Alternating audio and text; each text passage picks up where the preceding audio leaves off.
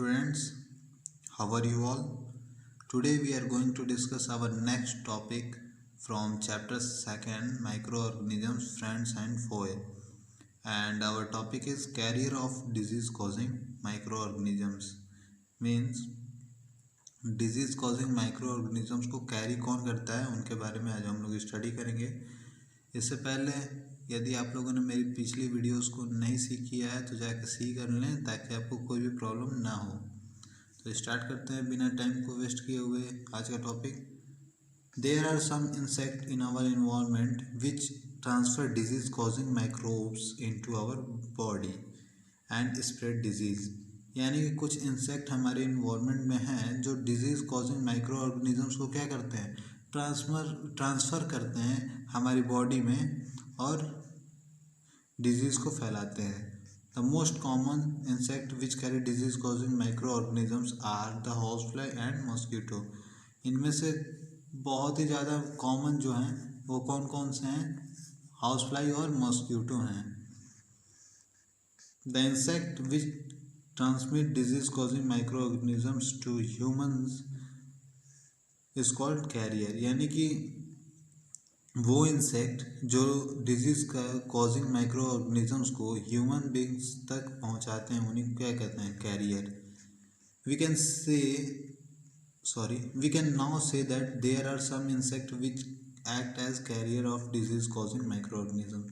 अब हम कह सकते हैं कि कुछ इंसेक्ट तो हैं ही जो डिजीज़ कॉजिंग माइक्रो ऑर्गेनिजम्स के कैरियर के रूप में वर्क करते हैं।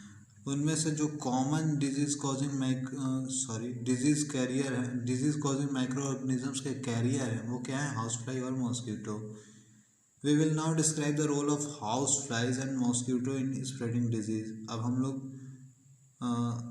पढ़ेंगे हाउस फ्लाई और मॉस्किटोज के रोल को, वो कैसे, उनका क्या रोल रहा है डिजीज़ कॉजिंग माइक्रो ऑर्गेनिजम्स को स्प्रेड करने में।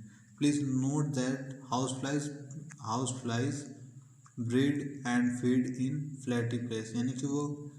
यानी कि जन्म और खाना गंदे जगहों पे खाती है। Which contains a lot of disease causing micro organism, जो कि बहुत ही ज़्यादा disease causing micro organisms contain करता है। And mosquito breed in pools of stagnant water. यानी कि मॉस्किटो भी गंदे पानी में ब्रीड करता है। तो आप समझ गए होंगे कि जब गंदे पानी में ब्रीड करेंगे और अपना वहीं से भोजन करेंगे तो ये सब क्या करेंगे, गंदी चीज़ें हम लोग के पास लेके आएंगे। तो डिजीज़ कॉजिंग माइक्रो ऑर्गेनिजम्स भी साथ में आएंगे, तो ये कैरियर हुए ना, वो उनको लेके आ रहे हैं, कैरी कर रहे हैं, तो इसीलिए इनको कैरियर भी कहा जाता है। तो नेक्स्ट देखते हैं टॉपिक क्या है, the role of house fly in spreading disease. अब हाउस फ्लाई के रोल को देख लेते हैं डिजीज़ स्प्रेड करने में। The house flies lay egg on garbage dumps. यानी कि हाउस फ्लाइज अपने अंडे कहाँ देती है, गार्बेज यानी कि कूड़े कचड़े में। So they spread on filthy and refuse, so they breed on filth and refuse. यानी कि इसलिए वो मतलब कहाँ पे ब्रीड करती है, गंदे और कचरे वाली जगह पे। The house flies feed on garbage, animals excreta, dead organic matter and exposed human food. यानी कि कहाँ पे अब फीड करती है, खाती कहाँ पे। ब्रीड मतलब होता है जनन करना, यानी बच्चे को जन्म देना, और फीड का मतलब होता है खाना। अब खाती कहाँ पे, गार्बेज में, कूड़े कचड़े में ही तो खाती है। एनिमल्स एक्सक्रीटा समझ ही रहे हैं, डेड ऑर्गेनिक मैटर ये भी चीज़ समझ रहे हैं, और ह्यूमन फूड तो बिल्कुल ही अनकवर्ड वाला समझ ही रहे हैं। The body and legs of house fly bear a lot of fine hair. यानी कि जो भी बॉडी होता है, देखिए यहाँ पे ध्यान से, उस पर बहुत छोटे छोटे हेयर होते हैं। When the house fly sits on A garbage heap, human excreta or other filth and refuse, then millions of disease causing microorganisms present in them stick to the hair, legs and other body parts of the housefly। जब housefly गंदी जगह पर बैठती है तो बहुत सारे micro organisms क्या हो जाते हैं, इससे अटैच हो जाते हैं। And when the housefly now sits on our uncovered food, then the microorganism sticking to the hair on its leg and other body parts are transferred to the food. तो जब ये खाने पे बैठती है हमारे अनकवर्ड फूड पे, तो क्या हो जाता है, जो जो भी माइक्रो ऑर्गेनिजम्स वो कचड़े पे बैठे हुए थे तो इससे अटैच हुए थे, स्टिक हुए थे, वो अब हमारे फूड में स्टिक हो जाते हैं, हमारे फूड्स में ट्रांसफ़र हो जाते हैं.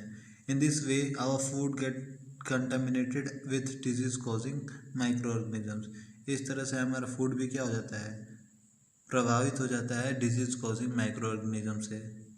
When this contaminated food is consumed by a person, then the disease causing microorganisms enter into his body and causes various disease. और जब यही रखा हुआ फूड हम खाते हैं तो हमें क्या हो जाता है, डिजीज कॉजिंग माइक्रो ऑर्गेनिज्म हमारे अंदर आ जाते हैं, जिससे हम बीमार पड़ सकते हैं. द पर्सन गेट सिक, बीमार पड़ सकते हैं व्यक्ति जो खाएंगे. Thus the housefly carries disease-causing microorganisms on the hair of its legs and other body part. तो अब ये कह सकते हैं कि जो भी हाउसफ्लाई है वो क्या करती है, अपने बॉडी पार्ट्स के हेयर से ही माइक्रो ऑर्गेनिजम्स को लेके आ जाती है. It is the habit of housefly of sitting on garbage and human food alternately, which is responsible for the transmission of microorganisms to our body and causing disease. यानी कि इसकी जो habit है, आदत है, गंदी जगहों पे बैठना और फिर आदमी के खाने में बैठना अल्टरनेटली, यानी कि एक बार उधर एक बार इधर, यही क्या कर देता है, रिस्पॉन्सिबल होता है ट्रांसमिशन ऑफ माइक्रो ऑर्गेनिजम्स का हमारी बॉडी में, और बीमार होने का भी यही कारण होता है. Some of the danger disease spread by house flies are cholera, tuberculosis, typhoid and diarrhoea. देख लीजिए बेटा जी, ये सारी जो डिजीज़ हैं एक छोटी सी लापरवाही की वजह से होती हैं, जो कि हाउस फ्लाई कॉज करती है. देखिए यहाँ पे खाना खुला हुआ है तो इस पर आ रही है और गार्बेज से आकर के हाउस फ्लाइज कैरिंग माइक्रोब्स यहाँ पे आके यहाँ पे रख दे रही हैं. तो अनकवर्ड फूड हम आए हैं और यूज़ कर लिए हैं तो हमें प्रॉब्लम हो सकती है. ओके, अब साथ ही साथ कुछ बचाव हैं जिनको आपको बहुत ही ज़्यादा ध्यान देना है. Prevention of disease spread by house flies, यानी कि अब इससे कैसे बचा जा सकता है. The spreading of disease by house flies can be prevented in the following वे. इसके कुछ रास्ते भी हैं, देखते हैं कौन कौन से हैं, उन्हें फॉलो करके हम बच सकते हैं. We should not leave household garbage here and there, यानी कि जो भी घर का कचरा है उसे हम इधर उधर ना फेंकें. The garbage should be put in the garbage bins which should be kept covered, यानी कि गार्बेज को हम गार्बेज बीन में, यानी डस्टबिन जिसको कहते हैं आप, वहाँ पे ही फेंकें और उसे कवर्ड रखें. This will prevent the house fly from breeding because they will not be able to lay their eggs on garbage. तो इससे क्या होगा, जो उसका ब्रीडिंग होगा वो क्या होगा, बचेगा, जिससे कि वो ज़्यादा एग्स नहीं देगी गार्बेज पे. गार्बेज पे जब नहीं देगी तो हमें आसानी से हम बच सकते हैं. जितनी कम मक्खियाँ होती हैं ना, ज़्यादा फ़ायदा. The food should always be kept covered so that flies can not seat on it, और खाने को हमेशा कवर रखिए. तो बहुत सी छोटी बात है और आप छोटे से ही करते आते हैं कि खाने को कवर रखिए हमेशा, जिससे कि फ्लाइज जो हैं उस पर बैठ ही ना पाएँ. We should avoid eating uncovered food items from the road side stall, यानी कि जो रोड साइड स्टॉल पे जहाँ मक्खियाँ लगती हों वहाँ से खाना बिल्कुल ही अवॉइड कर देना चाहिए, छोड़ देना चाहिए. The flies should be killed by using insecticide spray and baits, यानी कि फ्लाइज को मार देना चाहिए इंसेक्टिसाइड स्प्रे का यूज़ करके या फिर बेट्स का यूज़ करके. Some of the disease spread by house flies can be prevented by vaccination.